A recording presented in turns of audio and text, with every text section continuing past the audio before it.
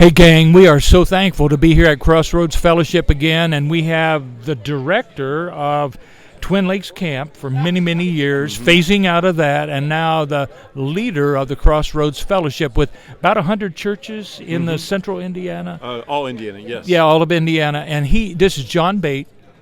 He has been so kind to call us partners so that we can bring our Jesus Christ, obviously present, actively in charge, to the fellowship, and then we can talk to each other about strategies for helping churches. Yes. So I tell the folks your heart, first of all, not the Project Next, we'll get that next, but just about how we can help each other in our weaknesses, okay? Yes, so definitely Jesus Christ has called us to be part of a body and one another, and it is Satan's plan, I believe, to divide us and to keep us separated. And so Independent Baptist Church is a very good thing. Isolated Baptist Church, that is disastrous. Yeah. Or you put community church, whatever it is, if you're isolated, if you're not part of some kind of organic body to help one another, I just think you're playing right into the devil's schemes, and that's not what Christ intended. I love that, because my mentor, Oliver Price, he said the number one sin in the church, John, was individualism.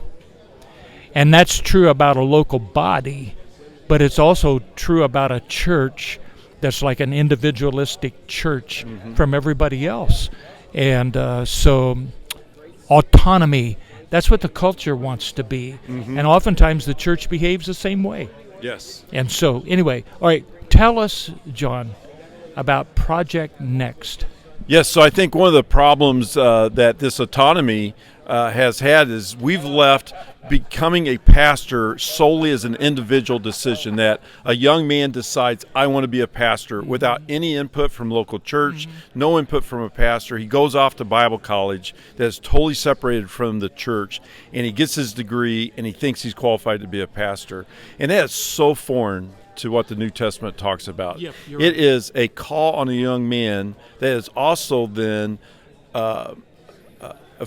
affirmed by a local congregation, affirmed by a pastor, and says, yes, you have God's calling on your life, we agree, and then they get trained. And then I think it robs us of the joy of sending men into the ministry, because we're so hands-off as a church. It's individualistic, where that's not supposed to be. So we want to see church take ownership of that, use Bible colleges and seminaries as tools, but to say we are training this young men, and then using internships and like summer camp experiences as a summer camp leader, find out how you get your knowledge base from a Bible college or through local church input, get your skill set up to speed of I got the skills to become a pastor, and then what is overlooked so often is the character that we're looking at. Do you have the character? And 90% of what the Bible says about pastor qualifications is character, not skills. It's not knowledge. So how do we take ownership of that? And then I think if we do that well, we will have the joy of sending young men into ministry and celebrate that as a congregation. That is so well said, and I have watched the fallout in my lifetime, which has been a long time. I've watched the fallout of that individual, not even sure I'm called person. It's not a job. It's not even a career. It's a calling. And I love what Howard Hendricks used to say: character, competence, chemistry. Yes. Character first, competence next, and then there's chemistry, because we can work together and have the joy of doing it. Hey, John, we sure appreciate what you're doing. We'll let you go. The session's going to start here in just a couple minutes, but I want to keep interacting about this, okay? Yes, we'll do that. God bless you, man. All right, thank you.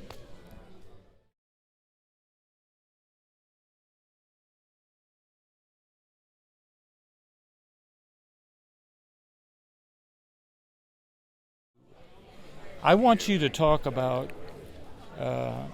what you're working as far as like partnership with ministries to revitalize, and however you would say that, And, that whole thing of Project Next, isn't that producing interns or having interns? It's producing new pastors through identifying young men at an early stage.